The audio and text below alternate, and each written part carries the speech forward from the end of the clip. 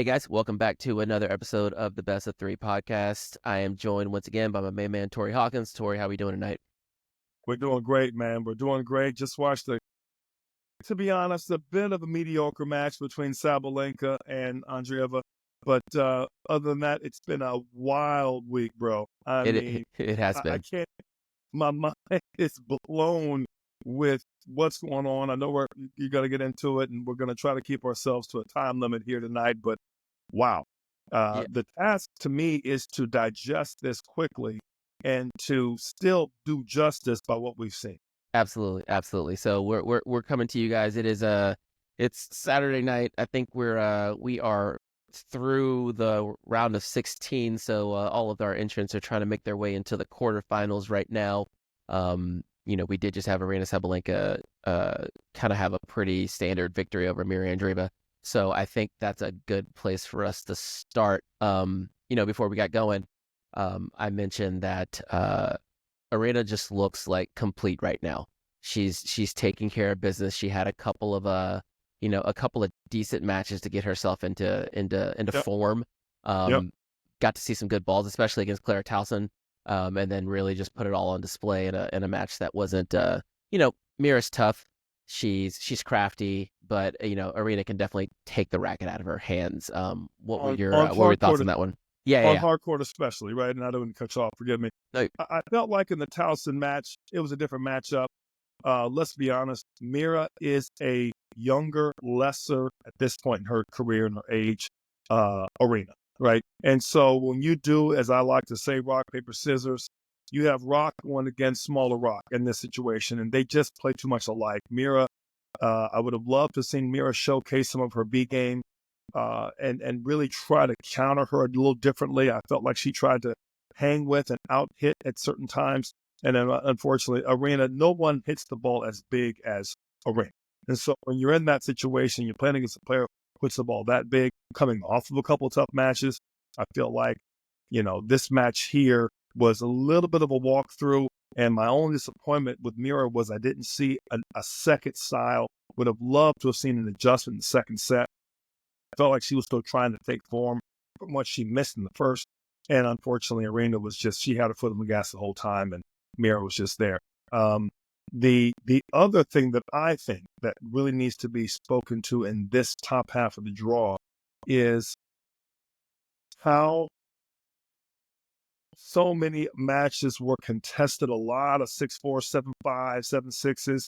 And ironically, this was one of the first really routine matches we've yeah, seen. yeah. It was in the, it was to go to the quarters, against two pretty good players. Even Mira had a tough couple of first rounds. So that's what I thought was interesting.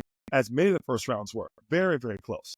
Yeah, Guys and girls. that matchup with those two. I know you mentioned that you feel like Mira's a bit of a lesser version of Aryna. I think I'm gonna even go a little throwback here with the way that she moves and the way that she likes to use her hands. She's almost like a new version of like Martina Hingis maybe. And Sure, I feel sure. like, but that's kind A of stronger version. a stronger version, yeah, but like I will. not Yeah. quite strong enough quite yet because Yeah. that's not gonna necessarily work. And yet, Right.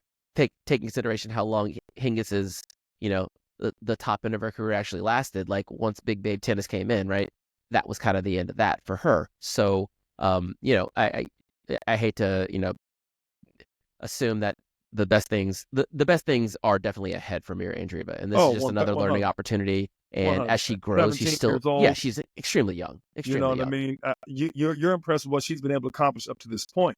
My only concern with her tonight was not being able to play a B game and show another side of what she can do versus trying really hard to. I think beating her in the French may have been almost a match to help her believe that she could out hit her, and not that she can't on a given day on a given surface, but do you need to? Is that something that you are really going to win? 7 times out of 10, is that your best suit? And in my opinion, that wasn't her best suit. She played better defense, Alvin, in the first round. She played better. She played better tennis, in my opinion, better complete tennis in some of her first rounds. She played. I'm looking at your screen here, and I'm trying to remember the young lady's name. She played Buskova in the first round. Buskova, right? Yeah, And in my opinion, showed better patience, showed better defense, showed better counter punish. especially to close out that second set, that she showed at all in both sets today. Yeah, and I thought Buzkova was actually going to beat her, and so when we watched that 100%. match, I was very impressed. I was like, oh wow, Mira made the jump. Like she put the work in over the offseason, the short offseason, and actually like took advantage of a match that she was on paper supposed to win, but was also not very straightforward. She made it look very straightforward. 100%. 100%. We'll bounce down to the bottom half of that quarter, which should have been Zhang Chun Wen's you know, kind of space to take up and meet Arena in the quarterfinals, but that didn't happen. She got Siegmund in the second round. Work on the second round. She had a good tough first round. Let's be honest. I mean, you all had a walkover. I say a walkover. Had a bit of a routine second set, but that first set was every bit of fireworks you can expect playing the top seed. And the Romanian girl really gave her a tough shot. I thought Siegmund kind of stunned her a little bit, and I was a little disappointed in Zhang not really coming back in that second to really battle the way I thought she could. She's very consistent when she wants to be. She's extremely. I almost felt like she relied on her A game again. Relied on her A game a little bit too much, realizing that she wasn't really on. I thought the match before she played a little bit better, to be honest, which happens in a Grand Slam. And this is just a thought for your listeners, and I got to say this. I have coached for 30 years. Never have I seen a player from some of the best I've coached that have been 30 and 50 in the world, WTA and ATP. Never have I seen a player play great 10 matches, 7 matches, 6 matches in a row, ever. So you have a 2-week long tournament, right? 7 matches, okay? You're not going to play great every match. What you're going to do is you're going to have, and take the days of the week as a very simple understanding of, one day to the next. If you have 7, just using the number of the days of the week, as your best, and 1 as you look like you just picked up a racket last week, you're rarely going to play 7 and you're rarely going to play 1, right? That's just what it is. 6s and 2s, though, happen probably once every 2 or 3 weeks. You can play phenomenal. You can play bad, right? Not as often as the norm, but it's going to happen. There's always going to be one bad match in the course of a couple of weeks, sometimes within 3 weeks, if you're not playing as well, sometimes once a week, depending on how you are. The 3s, 4s, and 5s, that's really where your game is. So in my opinion, you are a 4 with the ability to play high and the ability to play not as high. The 6s and 2s happen what they are. Forget the numbers, just understand. There's a range, right? No one plays 6s all 7 days. That's the point I want to make sure the viewers take home. So you have a 7-match, 2-week tournament. First draw takes 3 days to get through, right? The second round takes 2 to 3 days to get through, and before you start getting it. And then sometimes you go from one match every 3 days to a third day, and then boom, you're back into playing back-to-back tennis, right? And so now you've got to kind of navigate the tournament. And when you start hearing people talk about playing themselves into the event, that's really what it means. They've started to play themselves in the event. They're playing a little better. And you really hope that you're at your 3-4 level of tennis playing into it to get to 5-6. Yeah. Not coming in at a 6. Right. And yeah. then second round, third round playing a 4 or even a 3, which is what I felt like Mira did today. Now, with that said, she's not going to play as low as a 3 again. Unfortunately, she met Sabalenka today when Sabalenka was probably playing her 5 day today, maybe even a 6. So it's one of those things you don't know, right? But I say that to say it's difficult to play that high level of tennis every day of the week. And so what we saw in the first round, I felt many of the first round players, especially some of the qualifiers, the what I'm going to call the quote unquote no names that aren't seeded, they pushed a lot of the seeds, guys and girls, to the limit. Tons of upsets, as it always is in Australia. And many of the, especially ones that came through qualies, they played phenomenal. A lot of 5 sets, a lot of tough sets. And so, but again, they're playing close to their 5, 6, maybe even a 7 day against some players that had never seen them before, against the people. You don't really have a lot of scouting report on these players. They're new, right? So it was a different situation. So I just wanted to kind of make sure the viewers understand that, you're a player that kind of 2 or 3 years now, your schedule, you're playing Australian, you're playing so-and-so, okay, I know her, got it. I played it before. I played it 3 times last year. I got the scouting report. And then you play so-and-so. You have no idea who so-and-so is. You don't know how she's playing, and so-and-so's playing ball, right? And sometimes the only thing that hurts so-and-so is a little bit of fatigue, a little bit of the moment, maybe a little too big for them at that time. And of course, next year, right, will be when you find out really who so-and-so is, at AKA Jasmine Paolini last year. I thought had that kind of a year. And so you start really kind of understanding. And sometimes the sophomore slump isn't so much that they're not as good. People know who they are now. They know how to play them now. They're a little bit more, I'm going to say, known.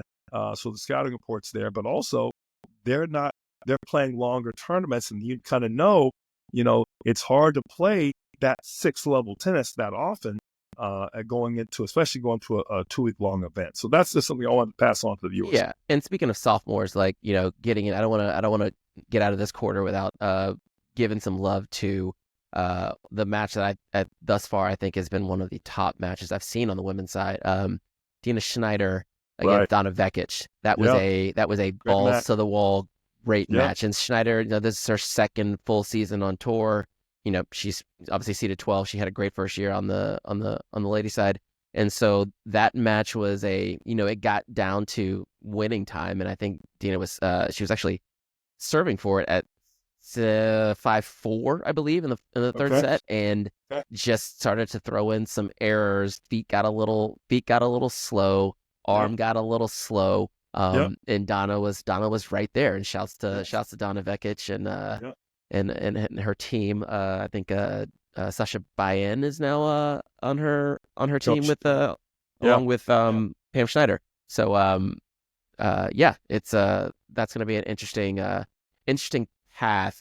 Donna had a great year last year, and really, seems like her game is really in a good place right now. So so she's going to be, of course, meet Arena in the quarters. What's your take on that one with Paul? I always butcher her name. Pavlyuchenkova. I think Donna had a great year last year, and she's right back in form right now. I think I'm done betting against her. I think that's Donna's match to take, and I expect her to win that one to meet up with Arena in the quarters there. So we'll keep cracking. Top half of Coco's quarter here. Coco comes out and she's playing Belinda Bencic. They're actually playing right now. They just got started. Second game of the match. How about Belinda Bencic having a baby 8 months ago and just deciding that she's back now? Playing ball. I saw her first round match, Alvin. I was so impressed with how she played. She took out Pinko. I did not see that coming.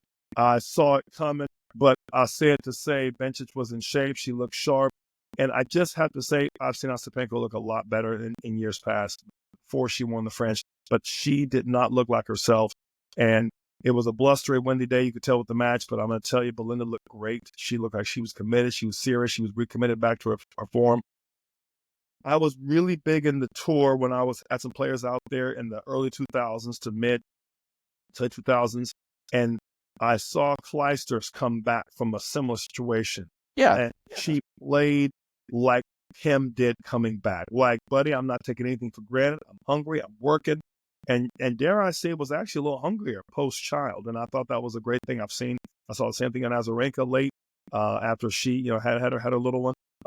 And it's great to see these moms come back out and realize, hey, don't take this for granted at any moment.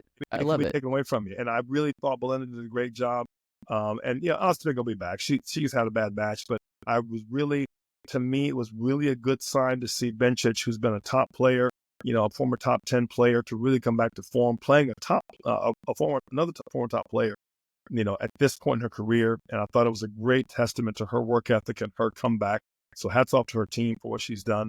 I think in that section, coming in this match now, my match I was going to speak to was how routine the Leylah Fernandez match was for Coco. That to me was Coco showed that she has shifted to fifth gear, and it showed that, I hate to say it, the Leylah and Emma match from, what was it, 3 years ago, Open, really seemed like more of an outlier than like these were two players that are going to be around for a long time. And we'll get to the Emma of it, and I think it's probably Leylah Fernandez, I think the worst thing, not the worst thing that ever happened to her, the only reason that we're actually talking about her is because she had a good 2 weeks that one time, right? So she is the player right now that she was before making the finals to the U.S. Open. And I think if you got to take if you want to look at her worst losses, you have to also take her best wins and kind of like look at what the norm is. And the norm is she's about the 30th best player in the world. Like that's what But she is. And I she think played to her seed, didn't she? exactly. Yeah. But in this particular quarter, or the top half of this quarter, I can't let us move forward without talking about Naomi Osaka, right? So Naomi is like she's got this like list of like everyone who beat me last year when I was like trying to make my return. I'm just going through it. Like she lost to Caroline Garcia in the first round of the Yeah. Australian Open last year. Like Yeah. got her. She lost to Muhova, I believe, at the U.S. Open. Got her. Like Yeah. she Yeah. played a really tough match against Carolina. And I saw the Naomi that we missed. And I think I speak for all tennis fans. And like if she's back, if this is the tennis that she's able to produce consistently, and she seems like she's happy and she's excited to be back playing tennis, like we're better for it. Like she can still make magic off the baseline. And it was unfortunate that she had to pull out against Belinda. But I did hear that she said she's good for like one ab strain a year, right? So it's something that she's had before. She's something she knows how to manage. So this shouldn't be an issue for her. But Coco's where she should be. So Coco is, Naomi is a former number one. I'm going to be on the other side of this one because I feel like I'm not part of her team, not her coach. I'm just a spectator and a fan. I feel like Naomi, and I watched this young lady back in 2017, Alvin, give or take, when she was in the qualies. I was happened to be part of the coaches that were part of the regional training center. I was with the training center here in Atlanta. We were part of the USGA. They brought us all up, and they wanted us to go out and watch matches. And there was, I was part of the group that was sent to her court to watch our young American charge. And I remember telling the coach at the time with USTA, we really need to be getting stats on the girl across the net. I said, she's got this Japanese flag and a Jamaican flag in the corner. Not quite sure who this lady is. I said, but this girl's going to be good one day. I've seen her at her youngest, quote unquote, start. I've seen her when she beat Serena and bowed down and in deference. And I've seen her in the mental, health issues and crisis. I've seen her take 2 years off of tennis. Maybe it's 18 months, however long it was. I just feel like we have not seen that level of consistent tennis from Naomi since then. Now, to your point, one abstract a year, fair enough. She played some good tennis up to this point. It's the third round, Alvin. It's the third round. It's not day 6. It's not the semis. This is the first Grand Slam of the year. She hasn't been playing 8 weeks, 9 weeks, 15 weeks in a row. She's not post-pregnancy and postpartum. The little one's got to be a couple years old by now. I'm just saying, you've got other moms, including Bencic, right? Yeah. Who she played, right? Yep. That have done the same. And so and perhaps younger and more recent, my only challenge to Naomi is to truly commit back to being a tennis player.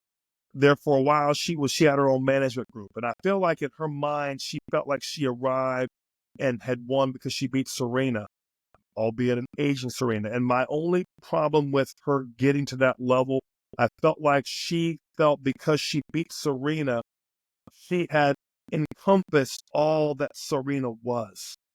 But Serena carried the WTA on her back for the better part of 15 years. And I'm not talking the 5 years while she was becoming Serena. I'm talking about the 15 years when she was the 1 seed and she was handling the ups and downs of the tour. She too decided to retire, semi-retire, get into acting and other things. Yep. And was getting making purses and jewelry and such before they came back. I get it. They were on Fresh Prince of Bel-Air and she was in movies and such. I get it. And then she came back, a la Michael Jordan, after baseball and said, you know what? Let me recommit back to my sport, and did so for the next 8 to almost 10 years, and tennis was better for it.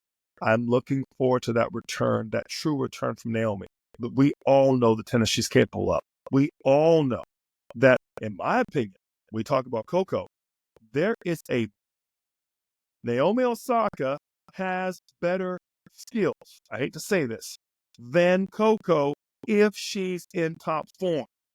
Unfortunately, we haven't seen it since.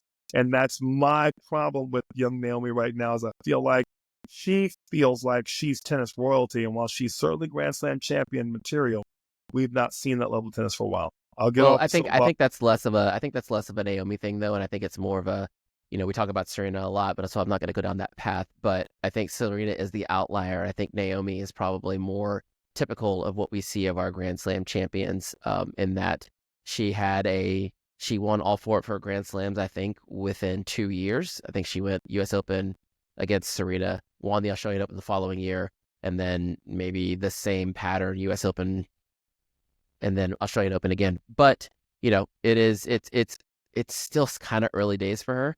Let's see this. I mean, we'll see how it goes. She's with more Torgulu now. The jury's still out. Yeah, jury's still out, and I'm looking forward to. I just feel like if she's on tour and she's playing and she's competing, she's another person that is to be dealt with. I'd like to see her. Nobody's good match. Right, exactly. And this is one of those things where she can string together a couple of. It is great that she got out of the first 2 rounds. I think that's the really big one, because now she's cracking into the top 50. She's making her way towards the top 30, and she's not going to be a floater in the draw maybe come next Grand Slam. And I think that's some of the things that we're starting to, Sure. Those things are popping up right now. With this being her tournament, Alvin, the only reason I want to stay on it for 30 more seconds is the fact that she has won this before. The tournament suits her. Yep. Right? Yep. And here's my thing.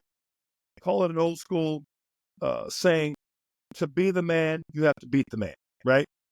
Coco Gauff is worse for Naomi not being top of her game. She is more tested, more ready to beat an arena, having gone through a well-precision and fine-tuned Naomi. The tour is better off as a result of it. And I feel like, no offense, I'm sure she had an absence. I'm sure there's things she was dealing with. Totally get that. She's a professional.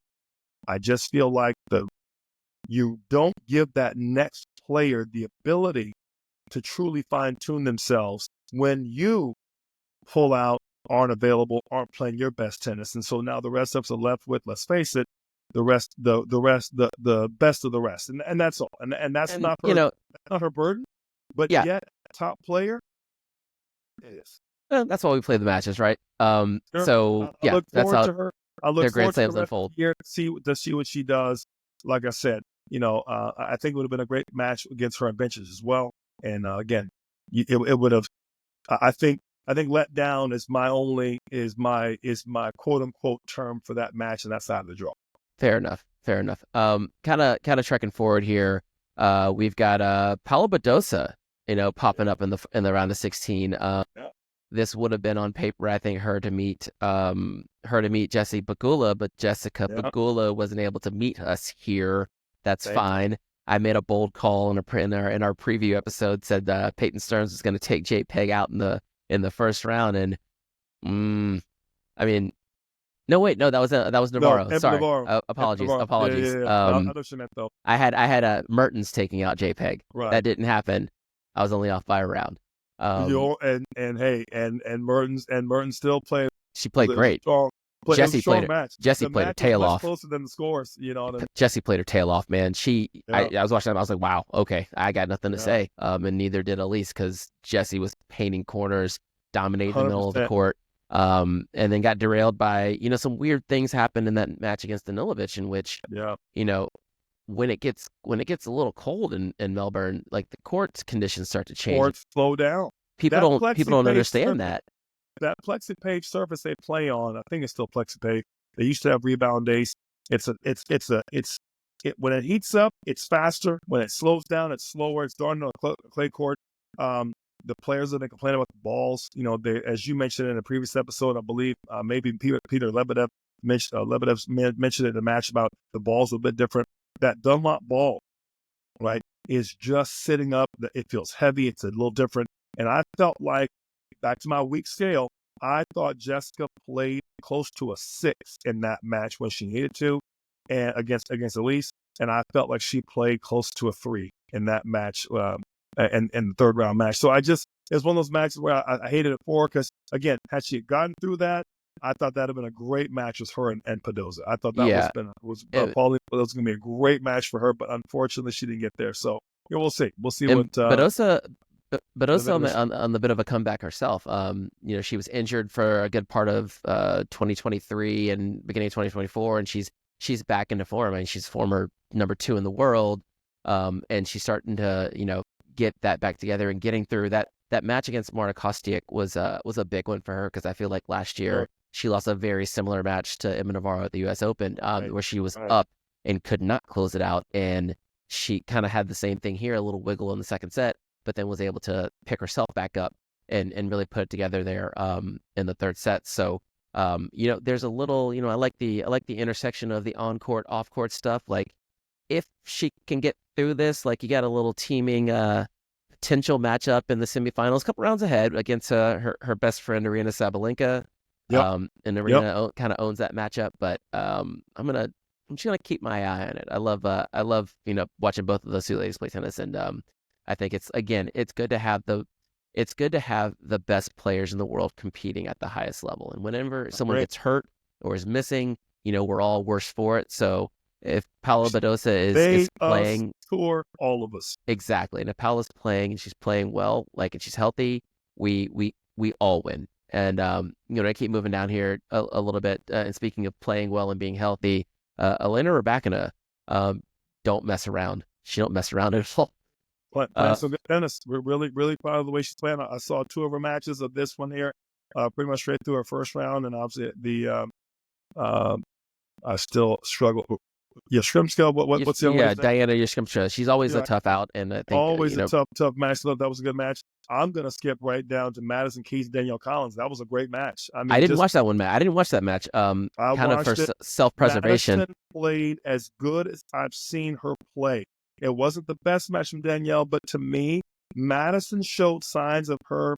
Did she get to the finals? Was it against Sloane? What was that matchup? Madison, she lost to Sloane in the finals of the U.S. Open some years ago, but she also made another final or semifinal. She semifinaled. Right. She lost to Coco, I believe, last year at the U.S. Open. Looked as good as I've seen her look into it, and within the last, again, not in the last year notwithstanding, within the last 3 or 4 years. Looked solid, looked sharp, taking balls early, looked fit.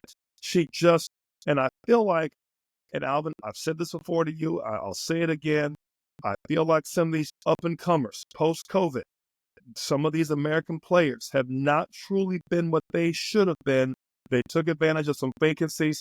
They took advantage of some spots in the draw that others weren't playing. They kind of shot up in the rankings a little bit. No disrespect. They're good players, but they were the best of the rest. And I feel like this match did a lot for me to help show that Madison showed when I'm ready to play good ball, I'll let you know. And she's playing some good tennis. I think she recently got married in the off season. She's doing great. She seems happy. She seems competitive again. Her head seemed clear. She didn't seem saddled with expectations. She seemed happy to be on the court competing again. She's a pro. And I was so proud to see her win this match. Much like, I don't want to get to it too early, much like I've been watching a nice Renaissance swan song from one Gail Monfils. It just seemed like the older veteran. Yeah, let's not get into Gail right now because I'm gonna lay out on Monfils later. Sure, but I mention it because the elder statesmen in these matches showed their tools. They showed their savvy, and that's what I mentioned. The only reason I mentioned Gail early is that I thought Madison showed the steely nerve that she's accrued over the last 10 to 15 years on the tour, and it showed against Collins. And I really think she's got a good chance. Don't say it, because I told you in the preview, if we get to this match, I'm worried for me, and we're at this match now, and now I'm worried for me. So I'm just going to pretend like it doesn't exist. What you've got in your favor is if she's played her best tennis in my 1 to 7, call it my own range of a player, 7 being your highest, 1 being your lowest. You're hoping that she played her 6th match against Danielle. I think it was about a 4 or 5. That was her standard, and she's getting in form. If she's getting in form and can play a 5 again, which is likely, and maybe even touch on a 6, Rebecca is in trouble. You heard it right. Okay, I'm gonna let you say it. I'm not gonna say it. Because I don't want to. I get. This is where I get with every tournament where Madison pops up in the second week. I'm like, this could be the. I don't want to talk about it. So we're gonna keep popping along here. We're in the section formerly belonged to Jasmine Paolini, and her and Svit had a hell of a match. I did not watch the third set of that match. I saw the numbers. I did look at the stats, and I saw that Jasmine was making a lot of first serves, but was not winning a lot of points on those first serves. And that kind of seemed like I think she won maybe a 10% of her first. She won 10% of points where she made her first serve, and I'm like, that's she must have just lost her legs or something. I don't know what it was, and I don't know. Again, like you, I only saw parts of that match. I don't know if she got hurt, injured, fatigued, but it just seemed like midway through that second, it just didn't seem like she was winning the quicker points as well. She's got a nice serve, not a huge serve, but a good serve, and it just didn't seem like she had the gas left. And that third set was surprising. I'm not saying that she ran out of gas or got hurt, because I don't want to take anything away from her opponent, but it just didn't seem like herself. And if I'm not mistaken, she looked a little tweaked, a little dinged, something. Call it an ab strain, Naomi. Call it fatigue. Call it whatever you want. But the end of the middle of the second toward the third, she did not look like herself in that match. And so, good for good. Unfortunate for her, unfortunate for the draw, but now the draw's wide open. So we'll see. Yep, we'll keep popping here. Your girl, Emma Navarro. I can't say Great anything. Match with Peyton Stearns. To me was one of the matches of the first draw. I mean, I didn't call I didn't get the result right, but if anything, if I can do anything, is just let the people know that Peyton Stearns is for real and she's not messing around. She had Emma dead to rights for about an hour and a half and could not. She showed why she's 40-something in the world and why Emma is a top 10 player, because you got to close the door until 5 ball in the third. You're right here. Exactly. Did not blink. Did not blink and had an unfortunate start of that game. 5 ball. I'm telling you, Alvin, that was the match of the first round to me. Yeah. That was a fantastic match. But then Emma is just like, she's not playing her best tennis, or what you mentioned before. Maybe people are starting to figure her out, but tough third round against Ons Jabeur. And Peyton's gone 3 sets every match so far, and she's won every damn one of them. So, But let me say this. This is what I'm getting at, Alvin. She's on her way up. My scale. Yeah. Oh, yeah. You can play a 5 one day. You can get by playing a 4. You come back. You bounce back maybe to a 5. I don't think she's played her 6 or 7 day yet. And beating Ons is nobody's picnic with all her different styles and games and feel and touch. There is, to me, you're talking about a number. What's Ons? 2 in the world last year or 2 years ago, year and a half ago. So that to me showed me that Emma Navarro, coming off of a good year, we're talking about Jasmine Paolini, who had a great year last year, who unfortunately stubbed her toe. You got a young lady who played a great last year, who's now battled through and now gotten her way into the 4th round with a chance to get to the quarters. I'm telling you, Alvin, I'm looking forward to seeing Emma Navarro shift gears here. It really seemed like she has weathered the storm and can play good on a bad day. And if any top coach or top player knows how important that is. Playing good or winning on a bad day to get through to the next day where you play a little better, that's big time. And I think she can get that so far. I think she can get grooved in this match against Kasatkina. So, grooved is a weird term to use here now that we're in the 4th round of a Grand Slam. But Kasatkina she can be crafty, but then also hits a ball that's very hittable. User friendly. Yeah, exactly. And not that that's going to help her much, because I think she'd have a date with Iga in the next round. So, that's not really gonna help much. But I think if she's ready to go, gets through that match pretty clean, I want to see something like a 3-3 against Kasatkina, something pretty straightforward. Then at that point we don't need to talk about Iga much here, because she's got a 4th round match against a lucky loser who's balling right now. Actually, who's balling? Give her some space. Go ahead and give Lee some space, because she is she's the young lady who found out 10 minutes before her first match that she was going to be in the main draw.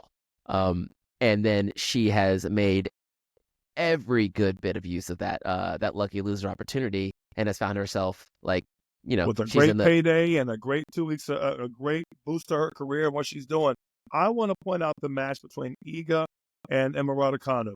I mentioned the other part of that U.S. Open matchup with Leylah Fernandez, but dude, I'm telling you, she routined Emma like it was a part-time job. I mean, that match to me showed me that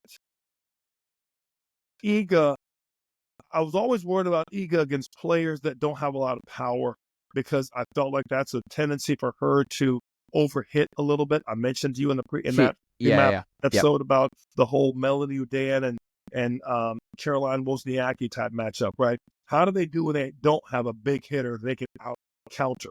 She routined, attacked, served, and did everything she's supposed to do. And I'm not saying that Emma Raducanu right now is playing top 10 ball, but I am saying that with a player, that matchup to me, it can be troubling for Iga because she can go for too much.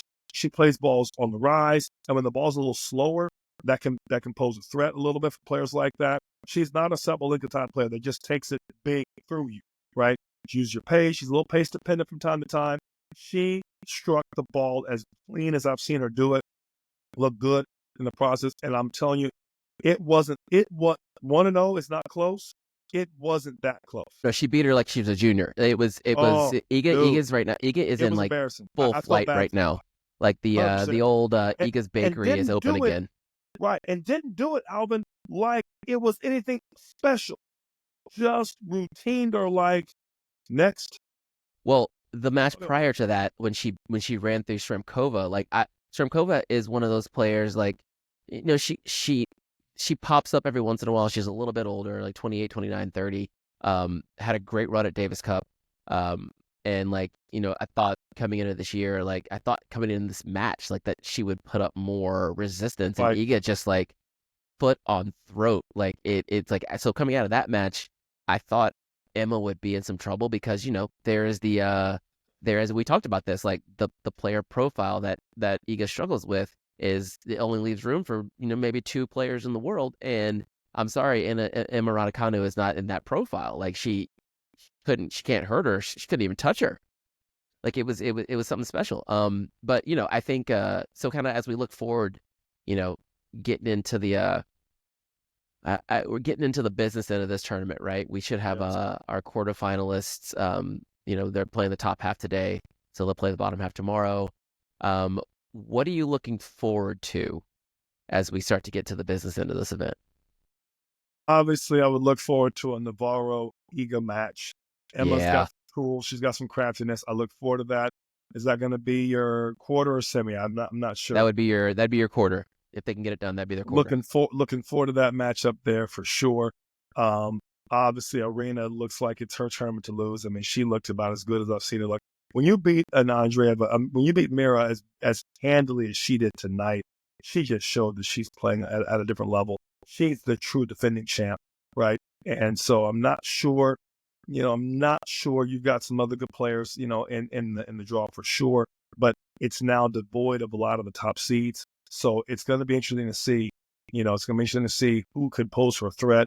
And in my opinion, especially toward the end of this, with the matches being what they are, if she doesn't have a longer match to test her, sap her strength, or to detain her in the process, she's going to walk into the semi and final a little bit more unfazed. And that is dangerous for Arena to go in there healthy, sharp, confident, and fresh. And that I think a tough matchup for that. That's a matchup for anybody. I mean, she's a bad day for she's the number one player in the world. So to have her go in fresh without a lot of tests and not a lot of 2 or 3 setters, and she knows the field, not a lot of unpredictability. I know your lucky loser may have a chance, but I think this may be where she gets off the bus. I really feel like Iga, unfortunately, has more of a chance to be tested and to be pushed and going. Now, mind you, she's fit as anybody, but I feel like that only helps Arena. I think, but I do think that you mentioned that you think Iga's the best player in the world, and I'm gonna push back and say I think Arena actually is, but let's put that to the side. I think what you're seeing now is forget what the seeds say. I think the top 4 players in the world are in some order: Arena, Iga, Coco, and Elena Rybakina, and I think they're all Yep. still here, right? And Jasmine also, Paolini fell I out. want to say, I want Jung to say Win it fell on out. right. Arena's the best player in the world. Iga, to me, could play spoiler on any given day. And on clay court, Iga's the best player in the world. On a hard court, there isn't a better player than Arena Sabalenka. She is the complete version of Serena Williams, 1,000%. I told you earlier in an earlier message, she is the Ivan Drago, old school Rocky shout out. She is the better, cleaner, bigger, better, faster Kanye West version of Serena in this time. She's 5'11", darn near 6 feet. She hits that big, period. Thank you. And she will take your lunch money. Now, Iga on clay, because of the surface, because of what it is and what it isn't, she has a chance. But on hard court, there's not a better ball striker, player, and defending champ, I might add, than Arena Sabalenka. Now, I does just that want to see mean them. that she can't play a bad match? 100% she could. Is it her tournament to lose? Yes. I think we're looking for an opportunity here to see them actually match up in a final. We get them bouncing around each other in semis of. Right. I mean, we've seen them in finals, like actual finals, but like in the finals of a Grand Slam, like we've got a really good chance here. Semis? Coco's up top, so she'd be Arena's in the semis, and I don't know. Take a peek here at who is on the bottom. You could get Rybakina. You get Rybakina and Iga, and that's Rybakina usually beats her. That's the thing. So we got some good matches to look forward to. I would love to see the Rybakina and Madison Keys match if that matches up, because you'd like to see, let's face it, Madison plays very similar to Arena, right? And so you'd like to see how she would match up and show some things. And I think it would actually help the Sabalenka camp to see how a very recommitted, Madison would play. A very similar, big serve, similar stature, not quite as big off the ground, but equally as big a serve. I actually think that Madison has her targets a little better than Sabalenka, in my opinion. Not overall power on both sides. It's hard to be more powerful in the arena. There's not a player in the world that can hit as big as she can. The one that could 10, 15 years ago is now retired with 2 kids. So it's one of those things where I really would look forward to seeing how Madison would really match up against Iga if it gets that far. And again, that Rybakina match, I look forward to that one. That bottom half is going to have a little more fireworks to me. And again, the Coco match, assuming everything shows to form, I look forward to Navarro playing Iga with the craftiness coming out to full bear.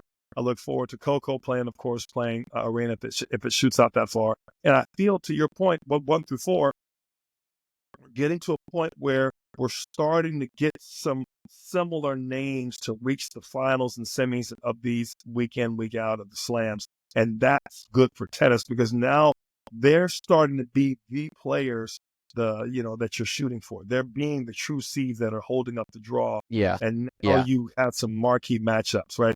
There's nothing better than that to me. It's good for business. It's good for fans. It's good for business. So we will let's take a little break, and then we'll come back in part 2, and we will attack the men's bracket. And we are back, part 2. All right, in part one we went through the women's draw up to the 4th round, and now we're gonna do the same thing on the men's side. I'm gonna start off. Jannik Sinner. He's the metronome. I've said that before. He is the metronome. He's doing what you expect for him to do. Kind of making light work of his time on court, which is what he should be doing. But holy Holger Rune, he's doing it the hard way, but he's holding up his seed. I guess that's all I can say. Has he had a 5th set every round? I think he went 4 with Berrettini, but it's been 5. Is that right? It's been 5 every other match. Mean, I feel like every match he's been on the brink of being knocked out. I mean, and I don't think, if I'm looking at the scores correctly, maybe only 1 round for Jannik that went 4 sets. I Yeah, he mean, dropped a set against School Kate. Yeah. dude, I'm just telling you, dude. I'm just telling you. Again, and Rune is in good shape. Don't get me wrong, but you heard it right here. You heard it right here.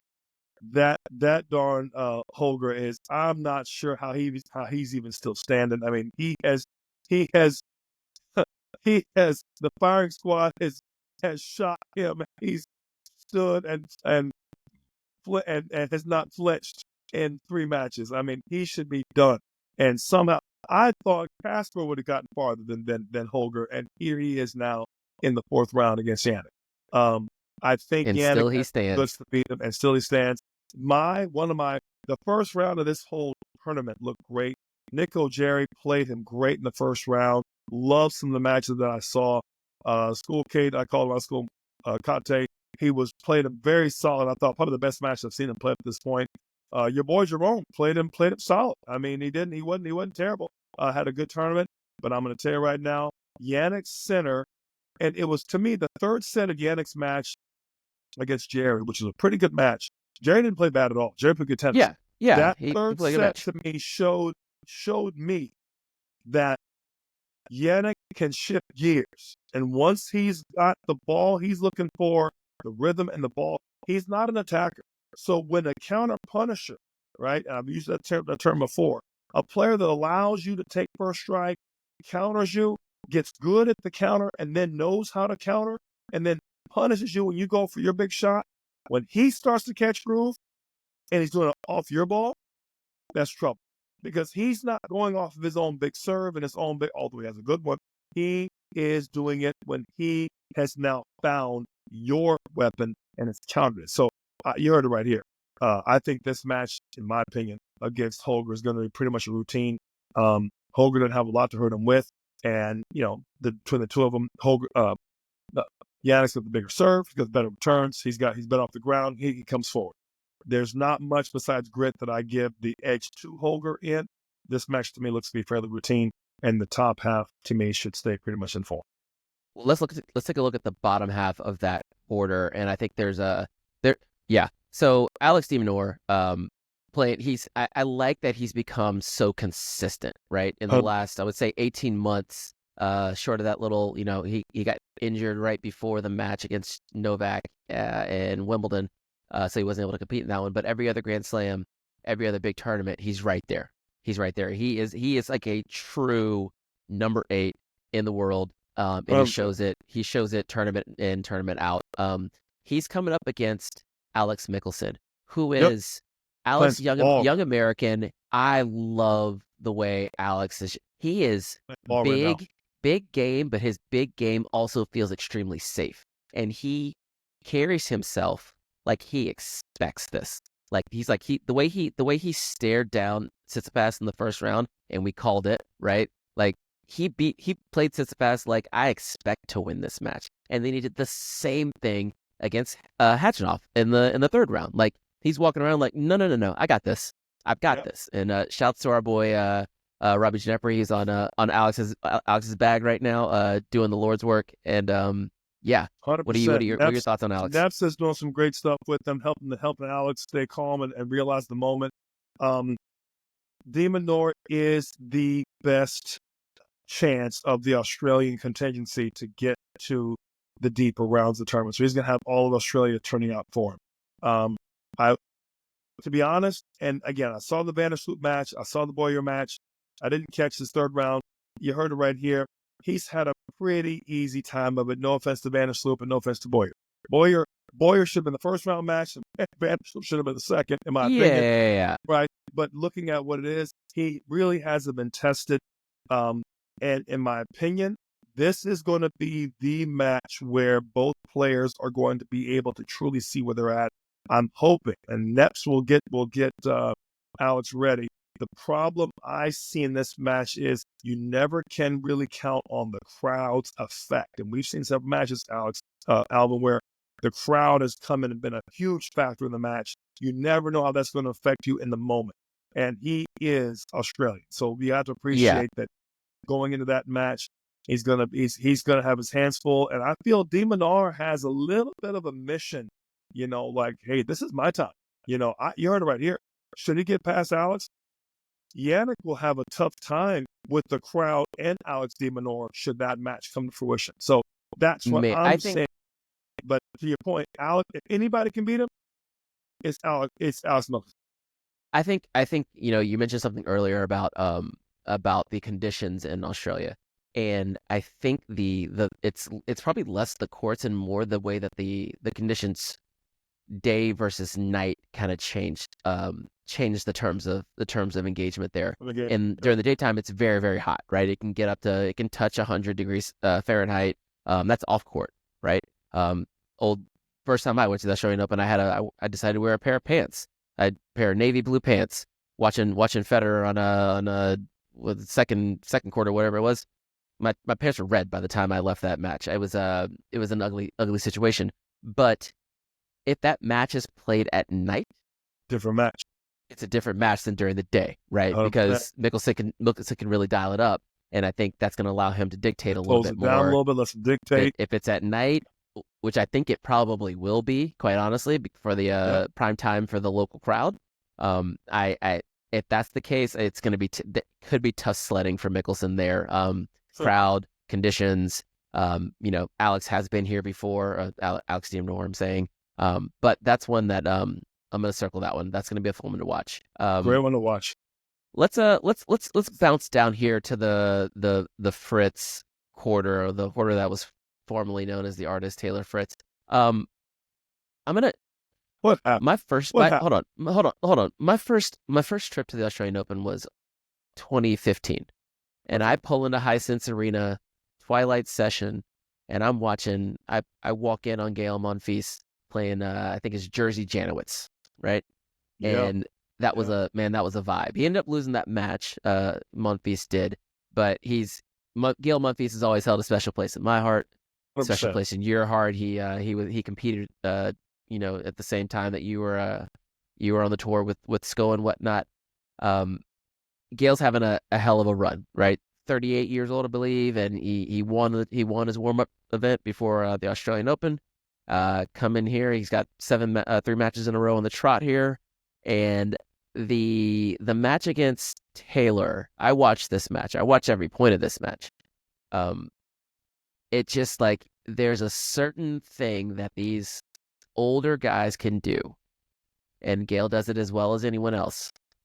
He was able to identify the terms of engagement of this match pretty early on, and once he got past that first set, he was like, Taylor, you're gonna have to step in and really start finishing points, and because no one can defend the baseline Like Gael behind Monfils. the baseline like Gael Monfils. 8 And if feet Taylor behind the baseline. 8 feet behind the Yeah. baseline, it was almost like it was a match made in either hell or heaven, depending on which perspective you want to take here. Which coaching corner you're in. Exactly, but like Gael was playing Pong out there. It's like Taylor couldn't punch his way out of the bag, and it was it was almost a microcosm of what you see for these players in that 26, 27, 28 age range. Like that particular group of the Fritzes and the Medvedev. Well, the Fritzes and the Medvedevs and the Tsitsipas's, right? They're all kind of running into the same stuff. Let me go add a little bit more historical context for you. You're right. I was coaching Sko at that time. This is Sko's first junior Grand Slam in 2004. Sko gets to the quarters and plays Gael Monfils. He gets to the semis of doubles with one, Novak Djokovic, and they play who? Gael Monfils and Jocelyn Won. So I saw Gael back-to-back matches. We would go on to see Gael numerous times that year, and we'll get Sko back on and we'll get his take on those matches. What I saw going into that tournament, just for historical context, and I'll keep it brief, Gael had never beaten Jocelyn. And I was right outside the physio's office in Australia in 2004, and I'm next to the French Federation coach. And Gael was this close to being sent home. People don't realize this. He had been out there for 2 years. The French had funded him, sent him, believed in him, and he just continued to in their opinion, flop or underperform. And the guy told me, literally, as I'm standing next to the guy, if Gael didn't have a good tournament, we got to send him home. He's done. Gael had won or was in the draw at the previous ITF, wherever it was, Adelaide or New Zealand, wherever it was before this. This is 2004. Gael wins this tournament. 2 days later, Gael wins the tournament. He comes into Australia as the 2 seed, ironically. So now he's on the other side of the draw from Wana. Gael would go on to win the Australian Open Junior. Finally beats Jocelyn, who was their heir apparent of the next. And for context, Alvin, imagine Mpeshi Perricard at 6'5" and not 6'8". Right. Yeah. That is Jocelyn Wana.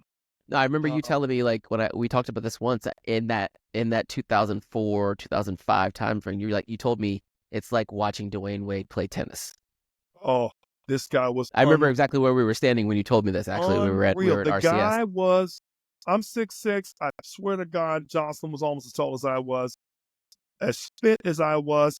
I'm watching at 30 years old. I'm watching an 18-year-old version of me at my most unbelievable best, with the big serve, big forehand, soft touch at the net, beautiful one-hander. Forehand was a little bit more Western than mine, but overall, beautiful game.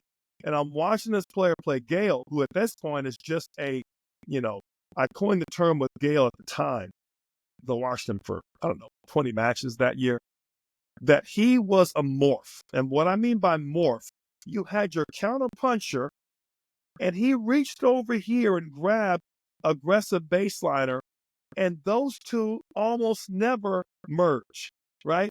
Your counter puncher never has power, and your aggressive baseliner never has patience. And Gael has both, and he has speed and a serve. And I said, he's found a way to morph both of these two styles. He's a pusher that's 6'5", that has crazy speed and gets with a 135-mile-an-hour serve.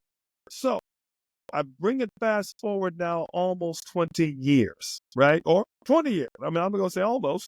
It is now 2025, right? That was 2004. 21 years later, Gael Monfils is the veteran. He's the oldest player on the tour right now, and I'm so happy to see him still playing. I feel he showed Mpeshi Perricard, the veteran that he was, and buddy, you have to have more than a serve to beat me. I felt like he went on to do the same thing in his second match against Altmaier. I think he showed Taylor Fritz, buddy, I have beaten the likes of you for 10 years, and you had better show me something more than what you're showing me right now, because if that's all you got is a serve and a slap forehand, it's going to be a long day for you. Is he going past Ben? Is he going past Ben? Is he getting past Ben? I'm going to tell you right now, if Ben shows him the same thing that Fritz and Mpeshi Perricard, Ben's going down to Monfils. You heard it right here. Yeah, I feel like if Ben shows him some savvy, some slice, some come to net, some break. I've watched Ben play 3 matches now, and I've seen a little bit more patience and a lot better serve management. But I've not seen B game. I told you that when we first talked about this. I've not seen B game from Ben Shelton. And if he thinks he's going to outserve Monfils and get through, Monfils relishes long matches. I was going to stick with you on that one, but I'm gonna actually, now that I'm thinking about it, as I've questioned Ben up to this point, and in the last week he's done nothing but prove that he's making the improvements. Like getting through Musetti was a big one for him. That was a big one. Handling it. He was down like 5-2 in the first set against Brandon Nakashima, and then turned that one around and won it in straights. Sure. But he struggled with that one. He struggled with that one. Yeah, and in my opinion, the third set to me, he played as clean as he's played. But he knows Brandon. I don't know if he knows. Gael as well. And I want to say this. I love Ben. I'm just worried that Ben's going to come out there and try the same tactics that Fritz and Mpeshi Perricard have both tried and failed already. That's my concern. I think he has the one advantage he does have, like if you want to compare him to Taylor, is that being left-handed being able to take that serve into Gael's weaker return, which is the backhand side, which he has said as much. I just I feels like that feels like Shelton in 4 actually. But anyways, we'll keep tracking it. I think We'll that's a look good one. forward to it. You owe Yeah, me a that'll be a good six-pack one. of Pogs. You owe me a six-pack of scofflaws if I will reciprocate to you if Monfils wins that match. And Fair. I don't have a loser in that. I love both of them. Tennis is better to have both of them in there. And you heard it right here. If Ben beats him, he's the better person for having gone through that kind of a match. And Absolutely. if he doesn't, he needs to find a way to beat him to, in my opinion, to truly become a true top 5, top 10 player perennially, not here and there with some good results and some good ranking and some and the points race, to truly be a perennial top 5. Not to look too far ahead though, like that's a 4th round matchup, and on the other side of that, the winner will play the winner of Sonego and Lerner Tien. And I think now we're talking about like, okay, between those 4 players, one of them's going to end up in the semifinals. So that's, Ben's been there before. Ben has made the semifinals of a Grand Slam here in Australia. So this little third quarter exactly. here is wide open. We talked about it before. Corona Boost is gone. You got Tiafoe's gone. There's so many players that are no longer really in this situation, and I think that's going to be a great matchup. Medvedev's gone. This whole draw to me is wide open, and I had Danielle getting at least this far, and this whole draw is wide open right now. So good job for Lerner getting this. Yeah, I mean he's showing the world like kind of what it looks like. This is the thing about tennis. When you turn the TV on, it's Grand Slam time. You see a qualifier, a young American. You're like, oh, where'd he come from? He just burst on the scene. But Lerner Tien also was in the Next Gen Championships at the end of the year, right? Sure. Lerner Tien was, in 2023, like our top ranked junior coming out, right? Went to I think he was going to go to Stanford, or maybe went to Stanford for a year, a semester. He also torched the Challenger circuit last year. Can you imagine Bassavoretti and Lerner on the same? Seriously, Stanford? they can't. There's I don't know which kind of scholarship situation they got going on there, but that's a NIL, baby. Yeah. But last year, I think, I can't remember how many matches or tournaments he won, but he won like 7 events. Like he torched the Challenger circuit, like really cut his teeth. Like we talked about this before, like what's the one thing that players don't get enough of? And it's matches. And he got matches, and he learned how to, he got comfortable winning on the pro level. And so while it looks like this qualifier is making a run, like for those that have been paying attention, like he's right on time. He'll be a qualifier no more. Same with Fonseca on the the top half there. They'll play great. I have to put out one plug for one player. Please do. Conduit Samaridge is absolute truth. That was Medvedev's first round match kid from Thailand. Unreal. I love the kid, love his game. He's going to be around for a while. There were 2.5 sets before he ran out of gas. If the first round happened to be change the rules and we're going to go 2 out of 3, Conduit would have beaten Danielle straight in straight sets, / 2 out of 3 in that match. And I look forward to him, another good player on the rise, who's we haven't had a top player since Parador Shrikapan, back in the day. Well, let's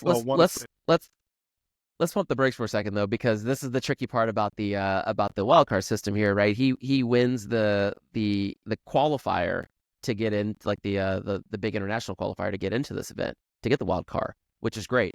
Puts on a show against Medvedev, and really like shows people like I can play some ball. But my man is also ranked 418 in the world, so ain't gonna be enough points to he's gonna have to do some teeth cutting. Thailand. I mean, that's okay. That's okay.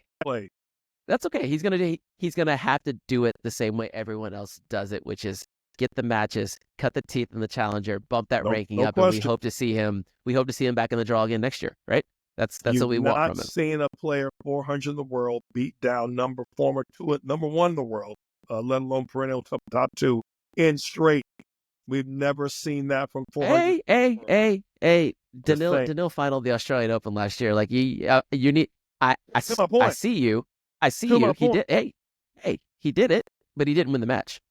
It's best of five. It's a as Novak has showed us over the years, right? Best of five is a skill in its own, right? Hey, You need to you ain't be got to tell me. I mind, remember the match when mind he was and body. French, when he was up, when Joe Willie was up 2-1 against Novak up in the third, and the match got called for darkness. And Novak find a way to slime it out in the fourth and beat Joe Willie 6-1 in the fifth. Make no mistake, there isn't a better death trap matchup in the world than Novak Djokovic. I'm just saying. Hats off to Conrad Summerich. Keep going. And speaking of Novak Djokovic, right? My man is our boy Boston Ferretti did get a set, right? Showed some might, and then Yep. Djokovic No one else has rolled up done the it. sleeves. Yep. Yeah, and Djokovic he's had a he's getting better. He's like you mentioned, he's playing his way into form. He kind of gave Thomas Mahatch the Mahatch, you want more from him. You can tell he's got the game, but he tends to do this in big matches where he just does not bring what we assume to be top 15 talent, and maybe he is who he is. Mahatch is the new Andrei Rublev. I hate to coin that to him. I hate to curse him like that. But he just has that level of game and that level of pace. He's going to bring it, rain, hail, or high water. And that's the problem, is that he doesn't have a B game to speak up. But, hey, when the A game like that, I mean, I'm with you. And he's a short little guy, and he's the ball big. Alvin, I'm telling you right now, I hate to say this early in the match, but I feel like Novak could end up playing Jannik in the final. I mean, there's just with Danielle gone, you heard it right here. I feel like Novak. Wow, we're jumping to that, huh? I have to put it out there. I'm going that deep. And with time, with health being what it is, and if the conditions are a little cooler to play some night matches, and he doesn't get the wear and tear, number 25 could be right there on the racket. And wow, I gotta say, apologies to Yuri Lehechka, because I'm not even gonna talk about him. We're not gonna talk about this right now. We need to. You said a thing. You said it out loud, and now I need to move forward, and we need to talk about what King Carlos is doing out here, right? Okay, Carlos likes to show up and show everyone the work he's been putting in the off season. My man is jacked. Got the serve dialed in. Serve looks good this round. Putting up double-digit aces. Draper's did that thing where he just messed around a little too much in week one. Playing 15 sets coming in to the fourth round is not a good look, especially the way that Carlos is playing right now. Yep. But he did give us some great matches to make week one fun. He had a tough draw, like Navone and then Kokkinakis and then Vekic. That's work. Like he put in that work. But now you got me all flustered because you already called Novak running through the rest of this draw. I feel like Carlos' potential matchup with Novak next round, like that is your popcorn match, right? That's going to be the one. That to obviously me is that's the one. That's you the think final. that you think that's the final? There'll be two finals, but that's usually we say that's the final, and there'll be two finals. Look, I firmly, but this is how I feel. You feel like Novak is coming for 25. I feel like Carlos has had enough of this Jannik Sinner nonsense. This is my narrative. This could be just in my head. He's a very gregarious young fella. He smiles, he glows. The people love him, right? But I love him.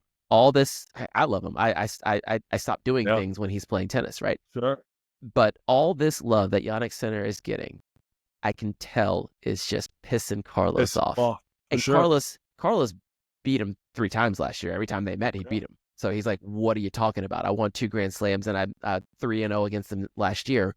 What are we actually talking about?" And I think it's fueling him right now. I think it's not to mention the unsettled issue. Let's not dance around it.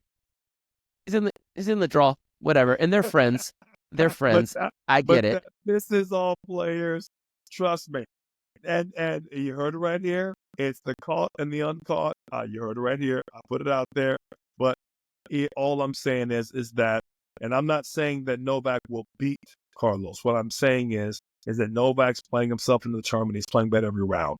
And if Novak, fresh, has first slam of the year, if there's a chance, I felt Wemby, he was dinged up, slow, and he didn't look like himself. He is playing better every match. And I just will say, when I saw that Wemby match with Carlos and Novak, it looked like Novak looked like I feel from time to time. I look Right. slow, knees hurt, Well, yeah, like coming he off that got some surgery, liniment in the corner and had some old Vicks vapor rub on his back and yeah. trying to get some horse liniment on his joints. This match here looks like Novak of old. And when we watch that match, that'll be a heck of a match. And you heard it right here. Whoever comes out of this bottom half will be tested. And I'm with you, Alvin.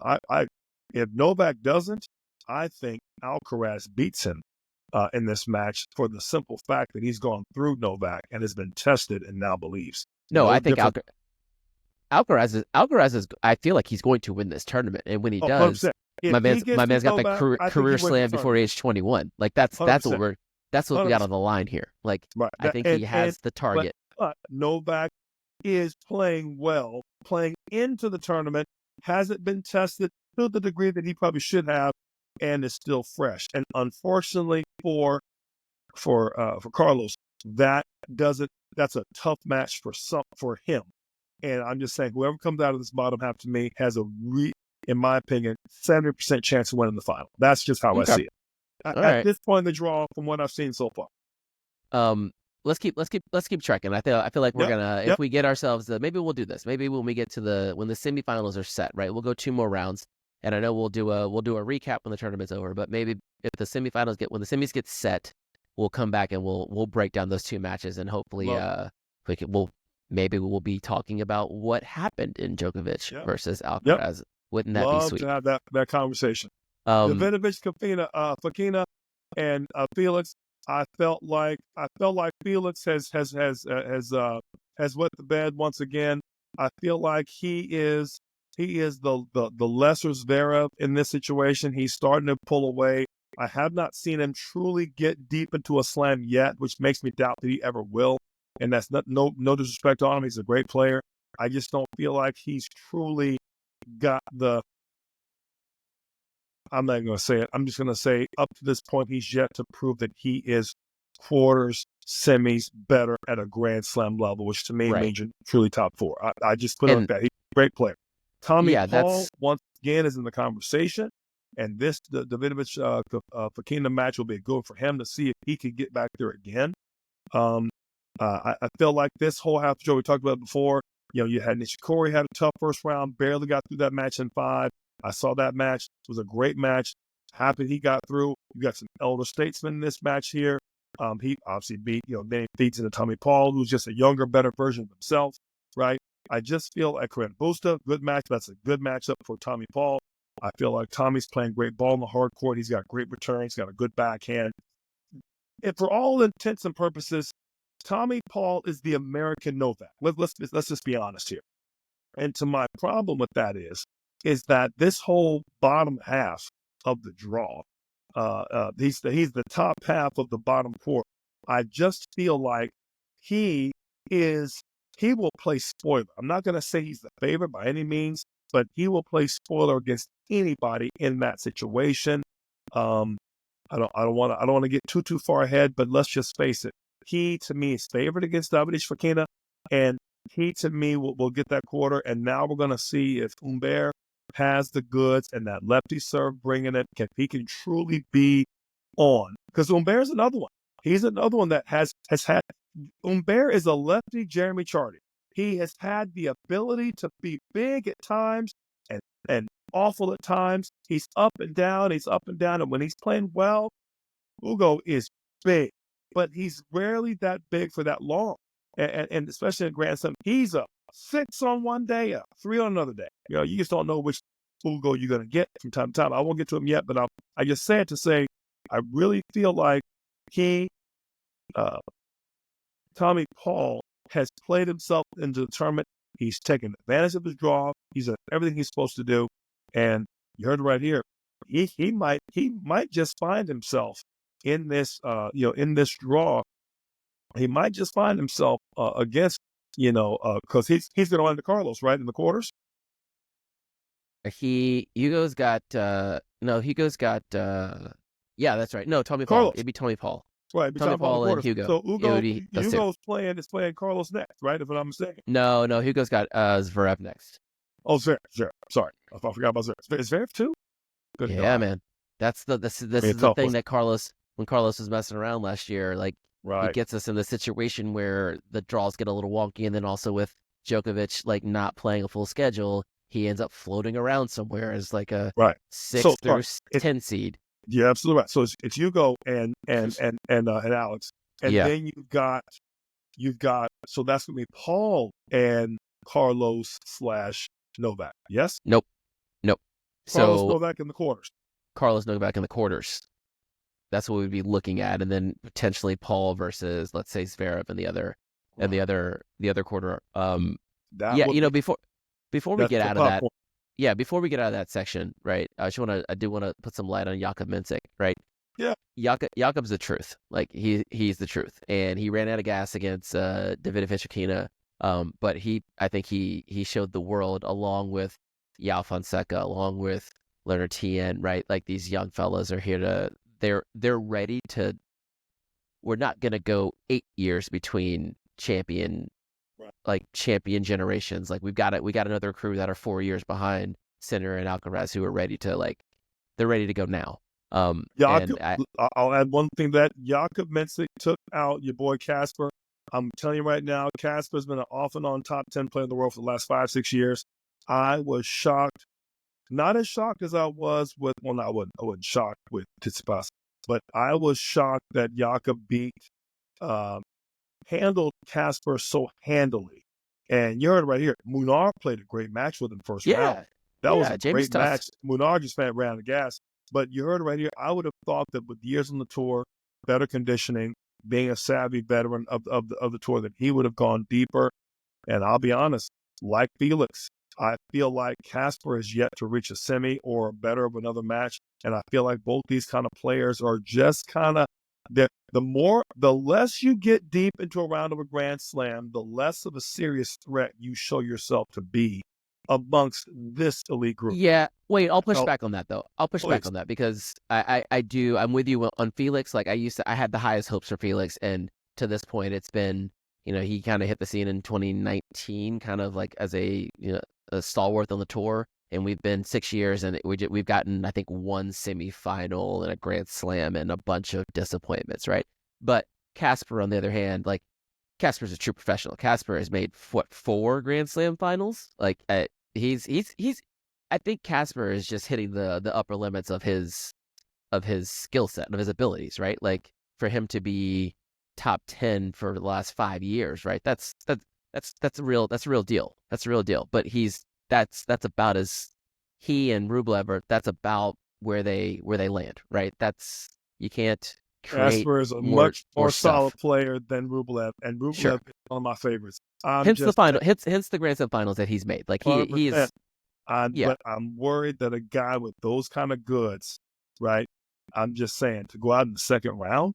I'm just saying. Yeah, I think it's more Mensik than it is Ruud though. Like he's that good. And I will give you that. Touche. I'm just saying. we shall see. And we shall see. I'm just saying it.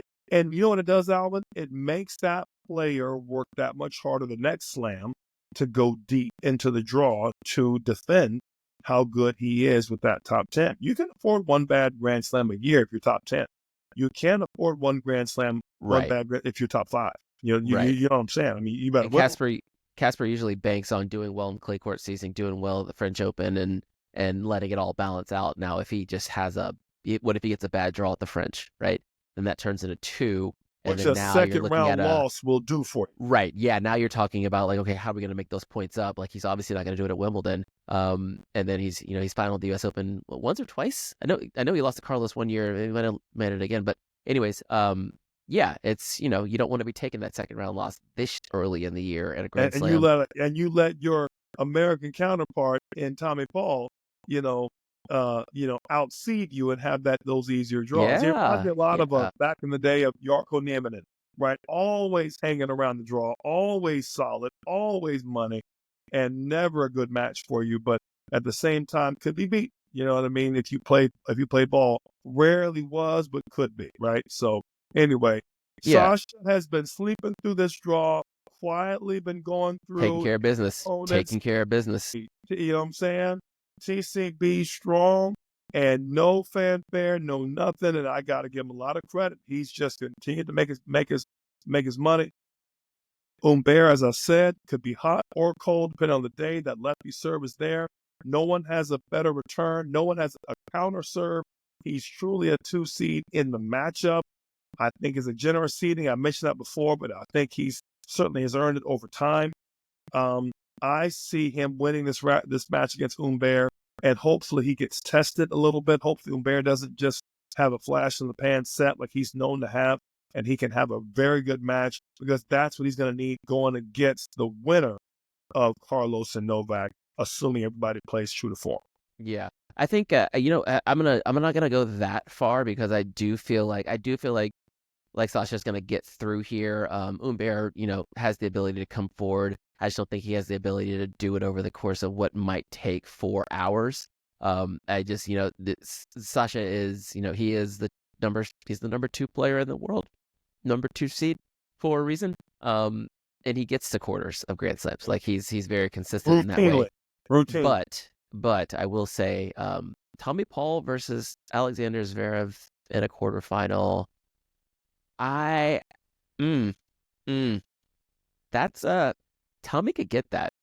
Tommy could get that. But we'll see. I don't want to jump ahead, but because Davidovich he's gonna. Yes. Well, yeah. It'd be a stretch, and I feel like you mentioned Carlos feeling forgotten and getting salty.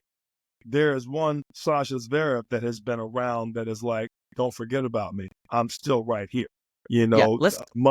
Amongst that crowd. He has not forgotten how he stubbed his toe in that U.S. Open final against Team, in my opinion. I think he also stubbed it against Carlos the French Open final too, like until the very back end of that 5th set. Like it was there for the taking, and Carlos woke up and decided to take it, and Sasha did not. But here's the thing. We talked about this before. In the next 8 Grand Slams, is it ridiculous to think that Alexander Zverev couldn't just take one of them? And I think this one could be one of them, simply because of all the question marks and the way the draw is shaking out. That's what I'm saying. Because Novak or Carlos will take out each other. Either way it goes. Yeah. Just numerically how it works out. You're right. And if I had to pick between Jesus. Paul, Novak or Carlos, and I pull the one-arm bandit and I get Tommy Paul, you're not saying that I don't say yes. You're not saying that I'm looking at Jannik Sinner, and like he's just got it made in the shade right now, man. Yeah. He's got talk about a golden path. Talk about a golden path. The benefits of being the 1 seed. Look at my Chiefs. Exactly. Look at my Chiefs playing the Texans. Do you think we really wanted to play the Ravens or the Bills? Right. Come on. Right. Exactly. Come on. Well, like I said, we're gonna come back once the semifinals get set. We'll do a little quick hitter. We'll try to keep it under 30 minutes for that one. We'll see. Yeah, we'll see how it goes. And then kind of digest the round of 16 quarterfinals, and then and take a look at the semifinal matchups. And then we'll let the games begin. But Torrey, that was fun. We will talk again soon. Good people. Do it. We'll get Look at you. forward to it.